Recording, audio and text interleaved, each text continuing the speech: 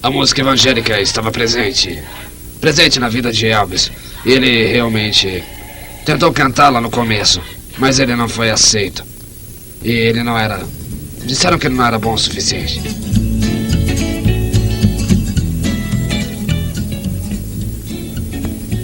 Eu não queria um homem branco soando como uma imitação.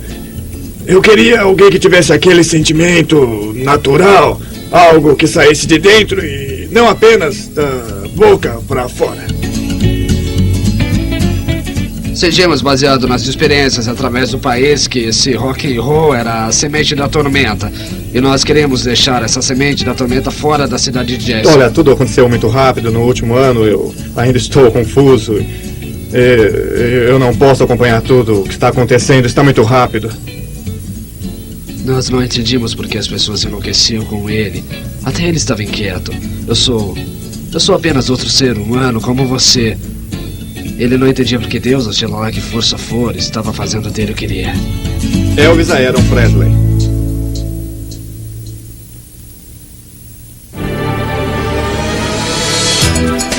Elvis Presley. Biografia não autorizada.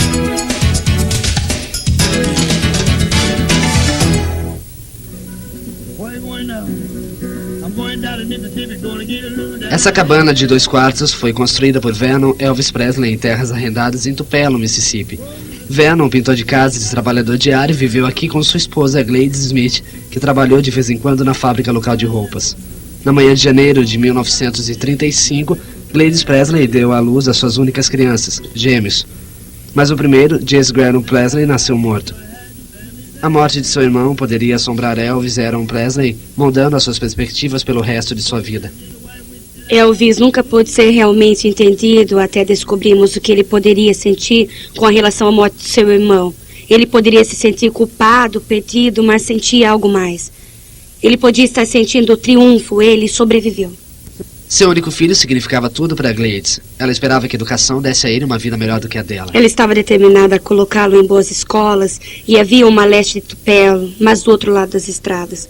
Então ela andava com ele até a escola todos os dias e o pegava todas as manhãs para ele não jogar hóquei.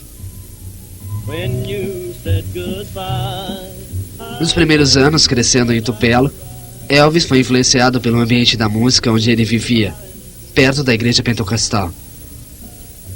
O reverendo Frank Smith tocava violão durante os cultos, e ele iniciou Elvis no instrumento.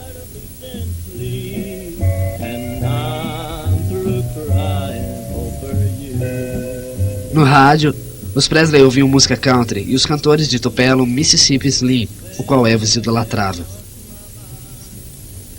Aqui, na loja de Tupelo Hardware, em 1947, podia-se comprar um violão por $12,95. Elvis e sua mãe foram à loja Hardware em seu aniversário de 11 anos. Mas o violão não era o que ele tinha em mente. Ele não tinha $22 para comprar uma arma e sua mãe disse que era muito perigoso e ela não iria comprar. E então Elvis não gostou disso. O homem que estava atendendo sugeriu e lhe mostrou um violão. E então o Elvis disse: "Não, você não vai me convencer." E sua mãe disse: "Filho, pegue isso, porque você não tem $22 para comprar arma. Não tenho o suficiente. E se pegar isso e ir para casa e aprender a tocar, poderá ser famoso um dia desses." O violão foi um dos poucos luxos que o jovem pôde ter, já que o trabalho de seu pai era intermitente. Em 1948, mudou-se com sua família para Memphis, buscando melhores perspectivas, e os Presley se mudaram para um pequeno apartamento na parte pobre da cidade. E Elvis, separado de amigos e familiares, se fechou. Como adolescente, desenvolveu seu próprio estilo peculiar. Eu acho que Elvis não teve muitos amigos na escola, porque ele era sempre o garoto estranho, com o cabelo comprido e as roupas esquisitas. Os colegas de classe disseram que era como uma piada. Ele era horrível, e o som do violão também era horrível.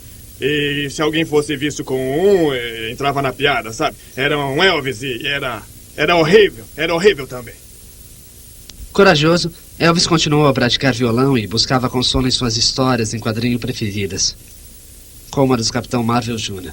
Eu vi que ele tinha cabelos pretos, brilhantes, costeletas, tinha um emblema de um relâmpago e que mais tarde pude ver o Elvis usando aquele símbolo. Acho que o Capitão Marvel Jr. formou sua personalidade. Humilde e bem-humorado, ele criou em Elvis esse desejo de salvar o mundo, de salvar sua família.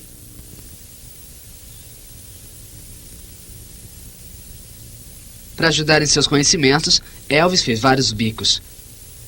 Como porteiro no Cinema Luz e também para comprar as suas roupas diferentes e coloridas na Rua Bale, no Memphis Blues Mecca. But the greatest of these is love. Elvis também adorava a música evangélica e se tornou um frequentador de todas as noites da música evangélica da cidade, algumas com o lendário quarteto Blackwood Brothers. Nós sempre o deixamos ficar na porta, porque ele tinha pouco dinheiro e na maioria das vezes não podia pagar o ingresso.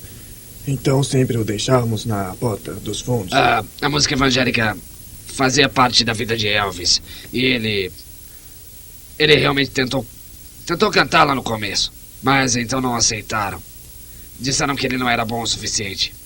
Então ele voltou para que era o rock and roll, não o rock and roll de hoje. Ele voltou para o que eu chamo de rhythm and blues, mas eu acho que a música evangélica foi o que fez de Elvis o que ele realmente é e o que ele sempre foi.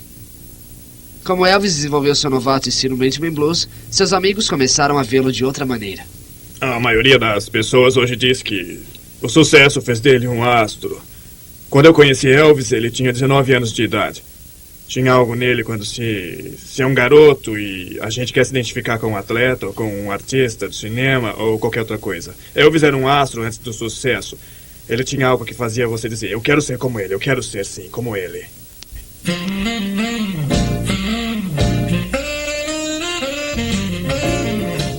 Em 1953, a companhia de gravação de Memphis, agora um ponto de referência, gravava canções para qualquer um que tivesse $4 para o acetato.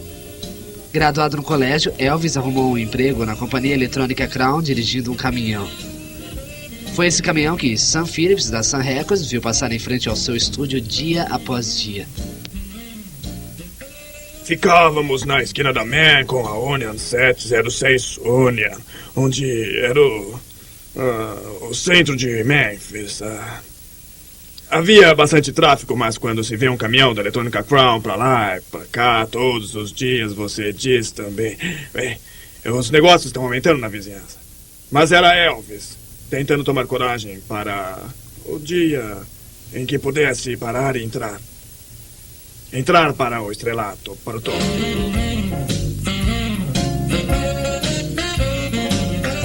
Sam Phillips gravou artistas negros por anos, como um pioneiro do rhythm and blues, Little Parker Jr. Mas o que ele estava procurando realmente era um homem branco com um som negro. Eu não estava tentando juntar negros e brancos. Eu não estava querendo juntar esses dois tipos de pessoas. Eu estava tentando dizer, olhe, temos que encontrar um som em comum, apenas isso. Naquele verão, Elvis finalmente foi à companhia de gravação de Memphis. Uma mudança que alteraria profundamente a sua vida e a de Sam para sempre.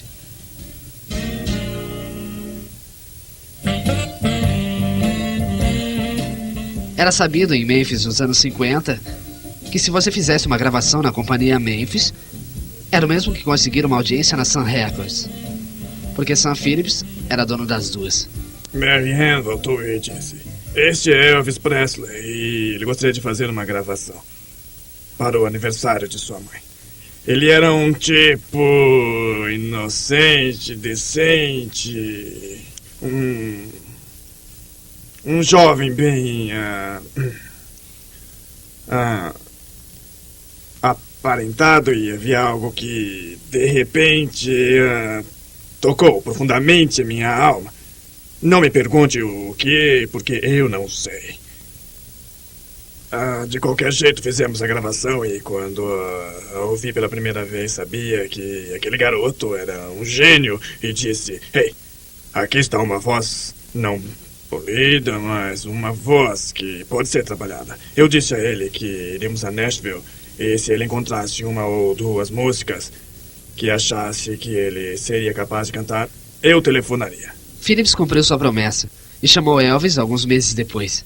Ele juntou o rapaz com os músicos locais Scott Moore e Bill Black. Eu perguntei a ele se tinha uma banda e ele me disse primeiro que os músicos e ele nunca cantaram em nenhum lugar e depois que não tinha uma banda. Eu sabia que Scott Moore tinha muita paciência e que Bill Black não tinha, mas ele era bom no baixo. Nós podíamos usar o baixista na bateria e no baixo. De qualquer jeito, colocamos os dois juntos e dissemos para irem ao depósito e tentarem fazer a canção.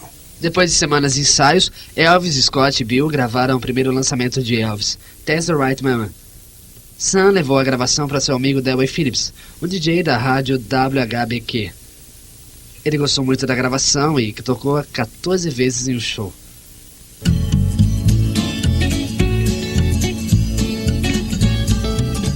Com o hit nas mãos, Elvis e os garotos começaram a fazer pequenos shows por todo o sul. Em uma noite, Elvis ficou atrás dos palcos em companhia de outros astros, como o jovem Johnny Cash e Carl Perkins, que escreveu Blue Suede Shoes, ou talvez Buddy Holly. Isso nos dias anteriores ao The Crickets. Pouco tempo depois, Sam escreveu Elvis no Grand Ole Opry. O sonho se realizou, mas a resposta era menos do que entusiástica. Pouco depois, Phillips colocou Elvis no cartaz com o ícone do país, Hank Snow, que no verão de 1955 o trouxe para o sócio de Snow, Tom Parker. Tom Parker era um promotor com um passado colorido, que gostava de ser chamado de coronel. Ele teve uma ideia de explorações antes de Elvis, mas ele era muito bom em lidar com cantores, Gene Austin, por exemplo. Ed Arnold até dividiu o Hank Snow. Ele foi importante para Elvis nesses shows. Hank Snow tinha um show importante. Ele disse que descobriu Elvis e o coronel disse que foi ele, e isso até hoje. Parker gostou do que ouviu e convenceu os Presley a deixar que ele administrasse o jovem Elvis por 25% dos seus ganhos. Logo depois, o coronel convenceu a RCA a assinar um contrato com a Sun Records. Vender Elvis foi uma das mais difíceis decisões que tive que tomar, porque, primeiro, não havia dúvida de que ele seria grande, mas eu precisava do dinheiro. A RCA pagou $35 mil por Elvis a Phillips. Queria usar o dinheiro com outros artistas. A RCA também pagou $5 mil adiantados para Elvis. Assim ele pôde comprar o Cadillac.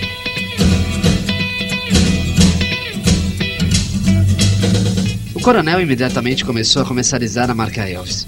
Mais do que fotografias e balões, Elvis era o melhor no palco.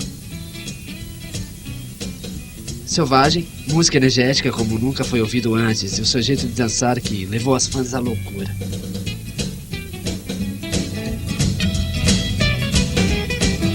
O seu estilo rebolado pode ter ganhado seus fãs, mas as reações deles de fato assustaram a mãe de Elvis. Gladys Presley tentou suportar a nova carreira do filho, mas ela não estava preparada para o aumento do seu sucesso. Aquelas garotas estavam loucas e saltavam no coreto para agarrá-lo. E ela ficava no caminho e dizia: vocês estão tentando matar meu filho. Não, não estamos tentando matá-lo. Nós só o amamos e só queremos uma parte dele. O grau de extravagância de Elvis também criou um crescente fluxo de ataques moralistas.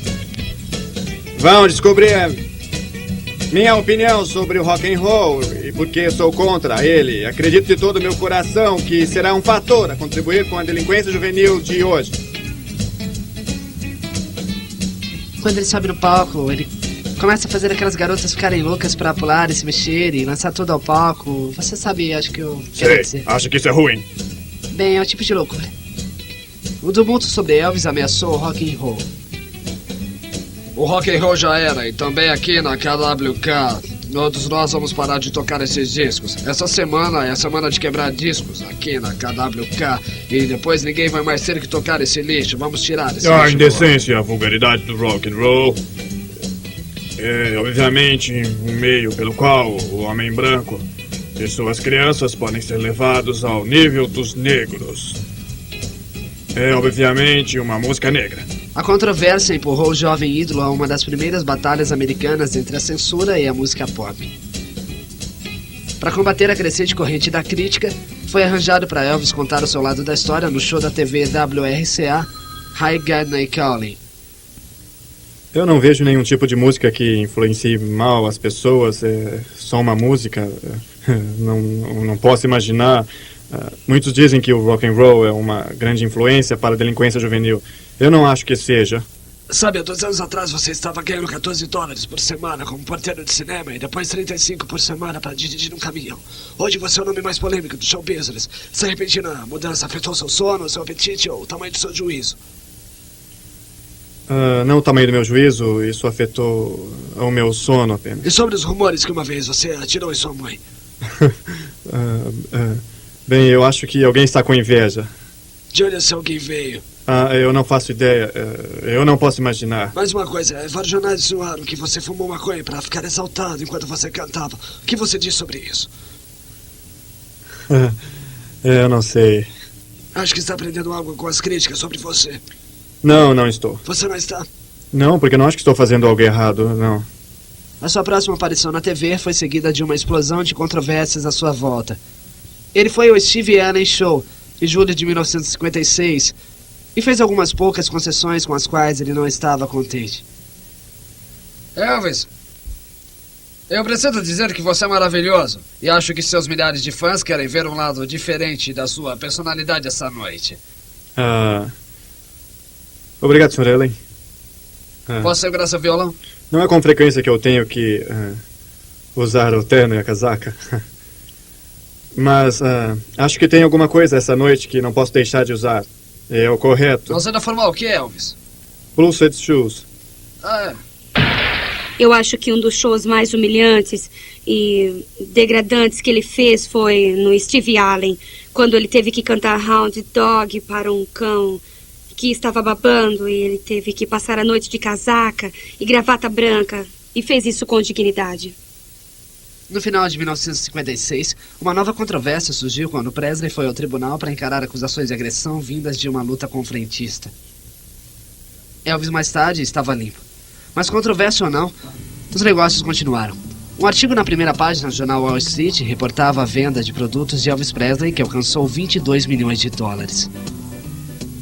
Em março de 1957, Elvis realizou o sonho de adquirir um belo lar para seus pais, comprando uma mansão em Memphis chamada Graceland por $100 mil.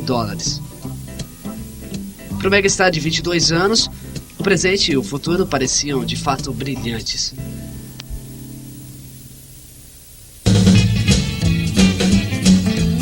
Seu primeiro grande filme.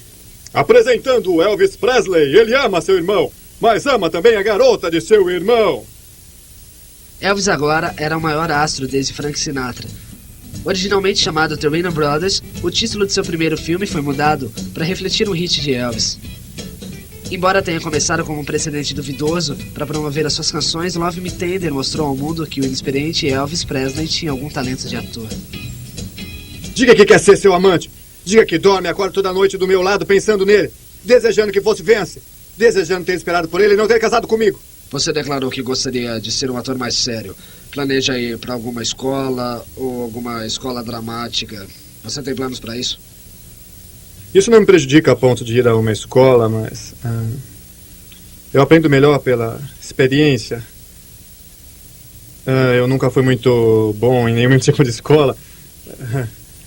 Eu acho que fiquei muito tempo lá e ganhei muita experiência. Elvis e o filme foram aplaudidos e, queiram ou não, Elvis era um grande artista. A sua audiência está de prova. A estreia de Love Me Tender trouxe uma das maiores multidões da história do cinema. Lovin' You, o primeiro grande musical moderno feito em volta da personalidade ardente de Elvis Presley. Eu imagino que a cor dele seja amarela, não é? Seu segundo filme, Lovin' You, deu a Elvis não apenas um papel brilhante, mas uma história sobre um astro do rock and roll feito especificamente para ele. Não se preocupa com o meu futuro, só com você. É o que eu posso fazer por você. Não se preocupa comigo ou com o Tex ou com ninguém. Apenas com você. Você tem 15 minutos para subir naquele palco e descobrir se ainda tem um futuro. Como se atreve a pensar que tais táticas baratas poderiam... Não eram táticas, querida. É o que tenho de melhor em mim. Seu próximo esforço foi Jailhouse Rock, a primeira ópera rock do mundo, caracterizando a clássica cena da cadeia. A coreografia foi feita por Elvis.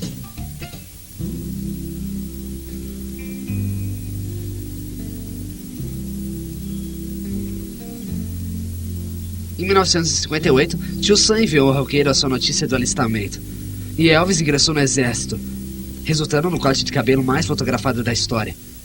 Elvis recebeu a oferta de entrar numa unidade especial de entretenimento no exército, mas ele escolheu dar duro com o resto dos recrutas na infantaria.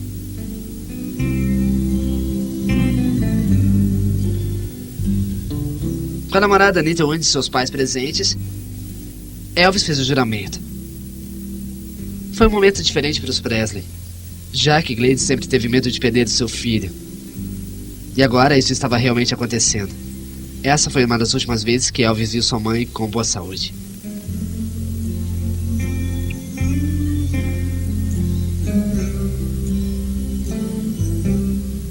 Gladys nunca se conformou com a invasão em massa da privacidade e a sensação de medo que a fama de seu filho causaram a ela. Em agosto de 1958, uma combinação de alcoolismo e hepatite fizeram-no ficar gravemente doente. Elvis correu para sua cabeceira. Um dia depois, ela estava morta. Particularmente para o jovem Presley, foi uma perda devastadora. Era um caixão de prata aberto e ela estava com um vestido azul bebê que ela nunca tinha usado. Elvis continuou a tocá-la, beijá-la, abraçá-la e a conversar com ela em sua própria linguagem. 2 meses depois da morte de sua mãe, Elvis e seu batalhão de tanques embarcaram para a Europa. Elvis, você deixou o exército em 1960. Se o rock and roll tivesse diminuído a sua popularidade, o que você faria? Eu acho que nunca morrerá totalmente, porque ele tem algo muito forte em seu lugar. A força dos jovens é o que eu posso dizer. E sobre limpá-lo um pouco, torná-lo moralmente correto e talvez parar de sacudir? Bom, senhora, se parar de sacudir, ele vai acabar. Quando Elvis foi para a Alemanha, seus fãs deixaram suas casas pegando fogo. Colegiais entraram em greve, porque os professores não permitiam que elas usassem licenças de cachorro na classe em apoio ao rei. Para Elvis, havia pelo menos um benefício na sua vida no exército. Ela era muito atraente, jovem, mas já bastante madura para sua idade. Ela tinha só 14 anos. Priscila Beaulieu era filha de um capitão das forças aéreas posicionado na Alemanha. Assim que Elvis embarcou no avião para casa, fez uma pausa para olhar e dar uma cena especial para ela.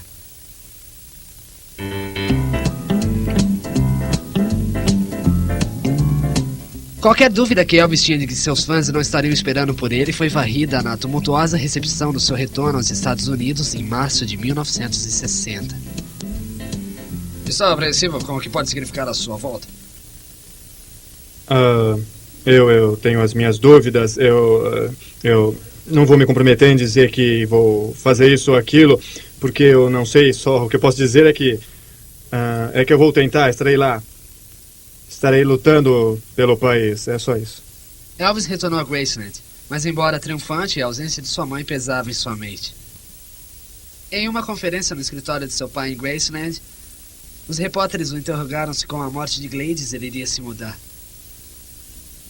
Sabemos que a situação de sua família mudou porque você estava servindo. Vai deixar Graceland? Tem planos para fugir de Memphis? Não, eu não tenho planos para deixar Memphis. Vai ficar em Graceland? Eu vou ficar em Graceland quanto tempo eu puder, claro. Deixou alguém na Alemanha?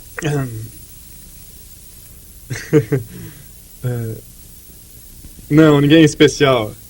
As histórias sobre a garota que ele deixou para trás. Não é assim. Tem que tomar cuidado com essa pergunta. Mas apesar de suas respostas em contrário, Elvis estava apaixonado pela bela adolescente. Em 1963, ela veio morar em Graceland. Ele podia falar para as pessoas qualquer coisa. Eu sabia que o pai de Priscila, que aliás era capitão naquela época, tinha suas dúvidas. O que estou fazendo enviando minha filha para esse homem, esse famoso astro do rock and roll? E não sei o que vai acontecer. Mas então Elvis me disse que faria isso. Elvis retomou seu caminho aterrissando no Havaí, onde os nativos literalmente o cobriram de colares de flores. Seu show beneficente levantou o volume de dinheiro necessário para a construção do Memorial Arizona. Deve ser difícil para você se concentrar com tudo isso, não? É difícil para mim me concentrar a qualquer hora. Mas antes de se concentrar em sua música, Coronel Parker arrastou Elvis de volta ao mundo do cinema. Fogo! Lá vai! G.I. Blues foi o primeiro. Uma reprise musical das experiências militares de Elvis que rendeu o álbum número 1 e uma boa bilheteria. Olha, garoto, o teto desmoronou. O Capitão Roberts está vindo pra cá. Ele quer falar com você. Sobre o quê? Você me pergunta sobre o quê? Quem ganhou a aposta pra nós? Ele ficou no apartamento hoje de manhã, não ficou? Flaming Star, que estreou em 1960, foi moldado nos filmes das músicas de Elvis. Foi um esforço dramático no qual Elvis ganhou as melhores opiniões dos críticos. Quer me beijar de novo? Eu não beijo crianças. Já viu alguma criança assim? Sim, as mais deslumbrantes garotas de Waikiki estão tomando lições com Elvis. Quando ele conseguiu um emprego orientando garotas com mais do que paisagem em suas mentes. Seu próximo filme, Blue Hawaii, anunciou uma reprise de 8 anos de filmes ignorados, conhecidos pelos mais belos temas musicais e seus scripts formulados. Lançando 3 filmes por ano, por pelo menos $1 milhão cada, as finanças de Elvis cresceram como sua carreira musical. Ele ainda vendia discos, mas não era mais de longe o líder. Não o roqueiro que era. É ao mesmo tempo um Dom Juan e um Casanova. Se não é um barco, são garotas, garotas, garotas. Seu 11º filme, Girls, Girls, Girls, foi o segundo a usar o que foi chamado de a fórmula de Elvis Presley. Trabalhou rivalizando com o sucesso de Blue Hawaii na bilheteria e lançando o 5º álbum de sucesso com o hit Return to Sender. Mais do que Elvis podia fazer, ele simplesmente não estava conseguindo. Ele não gostou dos filmes felpudos que se tornaram um gênero dos anos 60, mas tinham prometido que se fosse em frente, fizesse G.I. Blues e reconquistasse os fãs, eles fariam de tudo para colocar em papéis sérios, o que nunca aconteceu de fato. Porque Elvis estava lá. Não importava se conseguisse 10 ou 12 melodias para um álbum. E se era a foto de Elvis, era uma máquina de fazer dinheiro. Ao longo dos anos, apontaram Coronel Parker como o diretor que sacrificou a carreira e a felicidade de Elvis por dinheiro. Muitos diziam, o coronel, ele só pensa no dinheiro. Se ele só pensasse em dinheiro, ele conseguiria muitas outras estrelas para dirigir ao mesmo tempo em que dirigia Elvis. E ele teve muitas oportunidades para isso. E recusou todas. Ele disse, eu sou o diretor de Elvis. E é só o que eu vou ser. Ele era dedicado a Elvis e sim, eles fizeram muito dinheiro. Para mim era como uma sociedade. Eles eram sócios. Durante uma boa parte dos anos 60, Elvis recolheu-se em seu fechado círculo de amigos e camaradas que ficaram conhecidos como a máfia de Memphis. Ele queria selecionar os amigos. Ele queria que estivessem ali o tempo todo e quando ele precisasse, Elvis era muito retraído. Apesar de ter Priscila esperando por ele em Graceland, Elvis experimentava os prazeres canais que Hollywood tinha a oferecer. Ele era um jovem louco, um botão pendurado e elas caíam em cima dele. Ei, vamos cair na real. Quem pode dizer não? Elas eram todas loucas. E para dizer a verdade, esta é uma das poucas vantagens de se ter um super hit gravado. Benefícios frágeis, porque você sabe que a gravadora vai enganar você com isso. É um prazer ouvir a opinião de um homem. Apesar de todo o grupo feminino de Elvis, havia uma em Hollywood que diziam ter chance de roubá-lo de Priscila. Entre as filmagens de Viva Las Vegas, Elvis passava bastante tempo na companhia da coadjuvante Anne Margaret. Um grande caso de amor de duas grandes pessoas. Duas pessoas talentosas que se entendiam como... Bom. Acho que alguém contou para a imprensa e... Esse era o melhor jeito de dar fora em Elvis. Não coloque os negócios em Elvis na rua. Porque ele não quer. Elvis também gastou muito tempo em seus anos de filmagem procurando um profundo jeito de viver. Ele realmente ficou inteirado. Apesar disso afetar a sua carreira, eu acho que ele só parava para estudar um filme ou uma coisa assim. Ele estava lendo esses livros e ficou envolvido muitos dias e também noites. E só podíamos sentar no quintal, olhar a escada acima e tentar imaginar o que ele estava pensando. Eu acho que Elvis queria saber por que ele se tornou aquele superstar e que as pessoas tanto idolatravam e queriam saber tudo sobre ele, de onde ele veio, seu carisma. Ele não sabia.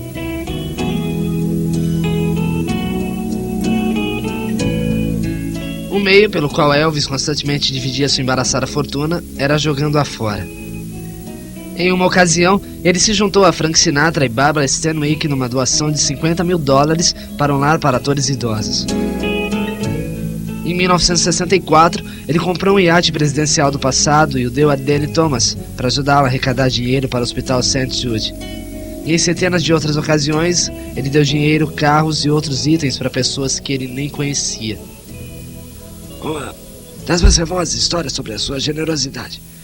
Ele tinha um Cadillac e notou que uma mulher estava olhando para ele, e então ele perguntou se ela gostava de carros. Ela disse que sim. Ele disse: esse é meu, mas deixe-lhe dar outro. Ele saiu do carro e disse a ela para pegar qualquer outro carro do vendedor. Ele queria que as pessoas o amassem, então dava coisas esperando que as pessoas o amassem. Mas ele ainda era como um garoto que jogava os seus brinquedos fora para outros garotos. Muitas pessoas podiam tirar vantagem da sua generosidade muito fácil, porque ele era muito crédulo. Se você gosta de alguma coisa, pode dizer: cara, esse seu relógio é muito bonito. E Elvis o tirava e o dava para você. Queria ser gentil. Em 1º de maio de 1967, Elvis finalmente assumiu seu relacionamento com Priscilla, casando-se em uma cerimônia privada em Las Vegas. 9 meses depois, a filha Lisa Marie nasceu. Casamento e um novo senso de família finalmente coincidiram com outra grande chance na carreira e na vida de Elvis. Algumas pessoas estão dizendo que vocês são os 4 Elvises. Não é verdade, não! Durante sua ausência nos top 40 da música dos anos 60, apenas os Beatles chegaram perto de Elvis. Em 1964, os 4 fizeram uma visita ao rei em Hollywood, onde eles ficaram a noite toda numa sessão improvisada. Em 1968, Elvis dolorosamente esqueceu a sua música e teve a sua carreira no cinema frustrada. Elvis estava cansado dos filmes. Era sempre a mesma coisa, uma narrativa, um garoto, um animal diferente. Era tudo, assim, muito bonito. Mas não acreditavam mais nele. As pessoas queriam vê-lo cantar. Ele disse: eu acho que eu vou dar um tempo. Ele e o coronel resolveram fazer a transação para o especial de 68. Seu especial de 1968 retratou o Elvis notadamente no auge de sua forma, apesar da sua longa pausa na sua vida musical. A volta das costeletas, a sua marca registrada que tinha sido raspada em sua carreira no cinema. O show atingiu a classificação e críticas delirantes. Eu nunca esqueci, antes de começarmos a gravar, Elvis não acreditava que ele era capaz de fazer um bom trabalho. Ele estava nervoso, tenso e ele não dormia bem. Mas uma vez no ensaio, ele estava à vontade. Ele morou no estúdio durante 3 dias das gravações. Elvis e eu dormimos no camarim da NBC. E não queríamos voltar para casa, ele tinha que ficar acordado. Depois do sucesso do especial de volta, Elvis terminou seu contrato e dedicou todo o seu tempo para a música. Ele voltou para o estúdio para gravar músicas escritas há 8 anos, resultando em 2 novos álbuns. Um deles, Elvis em Memphis, forneceu o primeiro single desde 1962, Suspicion Mind.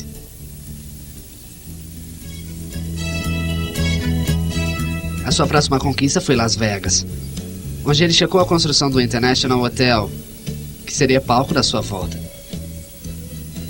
Ele não tinha certeza de como seria recebido em Las Vegas, porque quando esteve lá em 1956, fracassou. Ele era muito jovem e as pessoas iam lá nessa época, não era o mesmo tipo de pessoas que gostavam das suas músicas. Ele foi um fiasco. Não foi um fiasco dessa vez. Elvis fez o maior show que Las Vegas jamais viu. Depois que ele desceu do palco, estava apenas 3 passos do chão. O coronel voltou ao camarim e eu vi lágrimas nos olhos do coronel pela primeira vez. Ele vendeu todos os shows lá, 2 por noite. Seus vários compromissos em Las Vegas no final dos anos 60 e começo dos anos 70 o trouxe de volta ao auge. E mais uma vez atraiu fãs do mundo todo. Alguém perguntou a ele uma vez onde poderia andar e ele disse: Elvis não gostaria de ser anônimo e vestir uma camisa larga e suada, um chapéu de abas e grandes óculos de sol e andar pelo cassino. E ele disse: não. Por que não? Ele disse: porque eu amo a atenção. Esse amor pela atenção logo levaria Elvis à estrada. Infelizmente, um caminho que o levaria à morte. Primeiro de tudo, eu me declaro inocente das acusações. Em 1972, Elvis iniciou seu primeiro Grand Tour desde 1950, com uma conferência no Madison Square Garden, em Nova York. Seu primeiro estouro em quase uma década. A conferência começou com questões sobre a aparência descabelada de Elvis. Não, eu parei de usar aquele topete oleoso, como todo mundo aqui, não é? E o que você pensa sobre competição? Eu estou acostumado com o que eles fazem agora. Está brincando. Eu não faço nada, apenas eu balanço. Está satisfeito com a imagem que você tem instituído?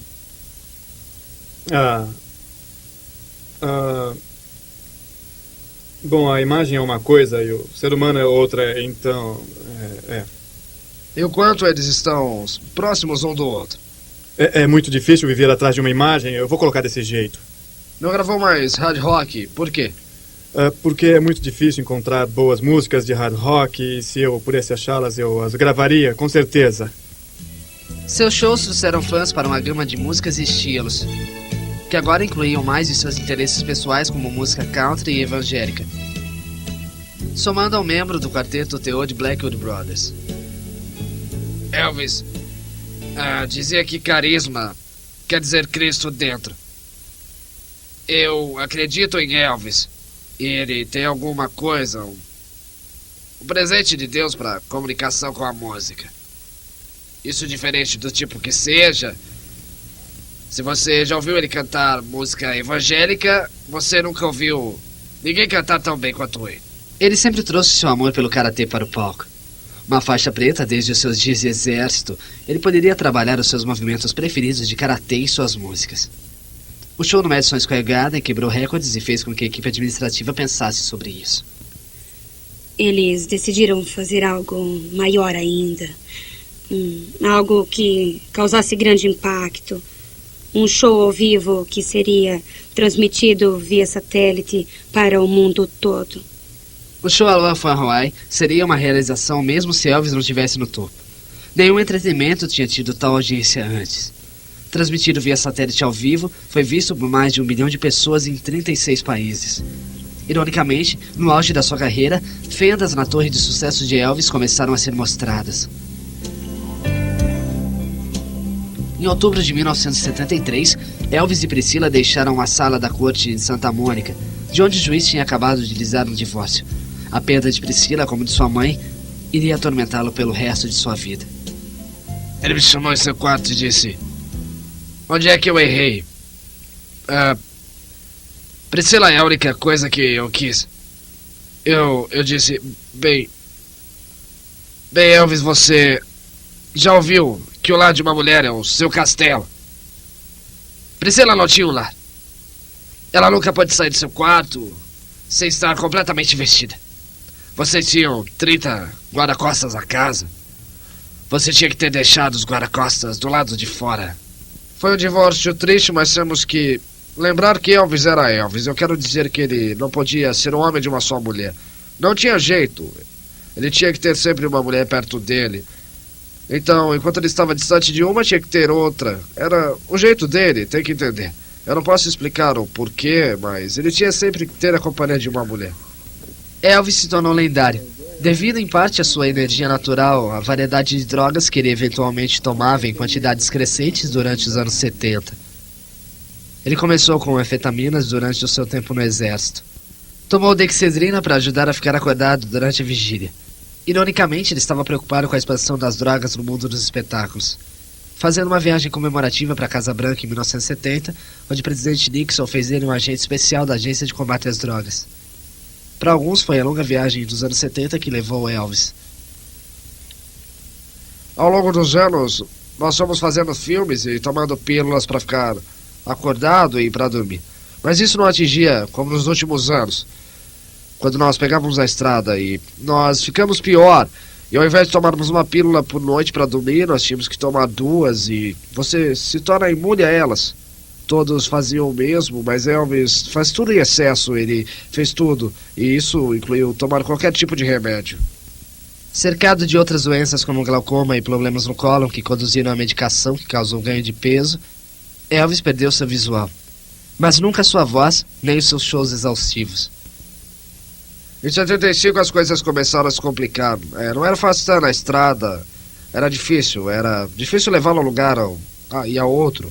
Nós dizíamos, Elvis, temos que estar prontos para levantar cedo e sair daqui para outra cidade. E ele respondia, não estou pronto. Eu não estou pronto ainda. Isso porque não era Elvis, eram as pílulas que estavam falando. Nós realmente tentamos ajudar e conversamos muito com ele, mas sabe, uma vez um cara me disse, como se protege um homem de 42 anos dele mesmo?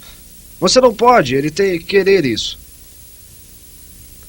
Filmado aqui por um fã, Elvis fez seu último show de sua carreira fenomenal em 26 de junho de 1977. Menos de 2 meses depois, em 16 de agosto, quando estava se preparando para voltar ao tour, ele foi encontrado deitado no chão de seu banheiro em Graceland. Elvis Aaron Presley foi morto por um ataque do coração aos 42 anos. O mundo entrou em choque.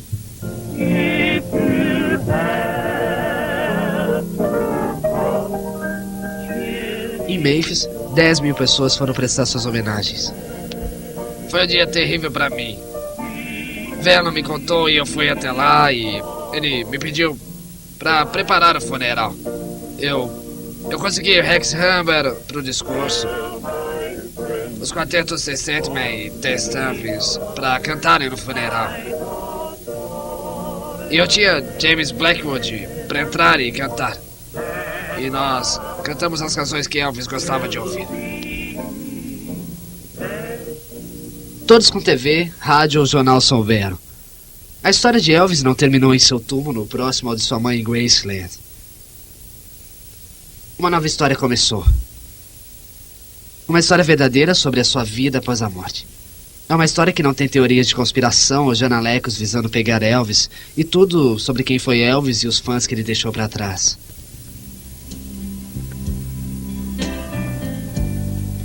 Logo depois de sua morte, Priscilla abriu Graceland para o público, que instantaneamente se tornou uma meca para aqueles que desejavam conhecer o seu relacionamento com o rei vivo.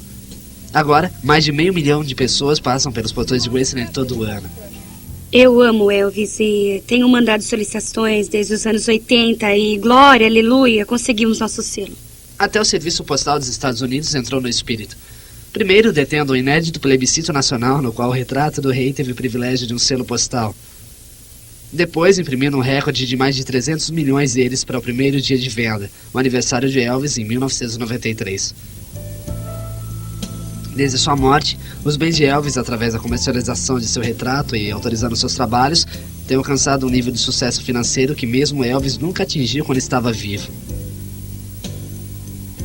Mas no final, os objetos de Elvis deixados em seu lugar servem apenas para relembrar as pessoas do impacto que ele teve no mundo. Elvis mudou totalmente o jeito de nos vestirmos, falarmos, cantarmos, dançarmos. Esse foi o impacto, não apenas em Memphis ou no sul, mas todo mundo por causa dele. Todos mudaram por causa dele. Acho que depois de 100 anos, ou depois de 5.000 anos ou mais, vão começar a escavar Memphis e vão encontrar o que foi esse Deus chamado Elvis. Elvis é como o sonho americano e ainda falam sobre isso hoje em dia. Elvis era um de bairro pobre de Mississippi, se tornou esse grande astro que as pessoas idolatravam e pensavam assim: se ele pode fazer isso, eu também posso fazer. Eu aprendi muito cedo na vida que sem uma canção, o dia nunca termina. Sem uma canção, um homem não consegue um amigo. E o mundo nunca gira sem uma canção. Então, continuei a cantar.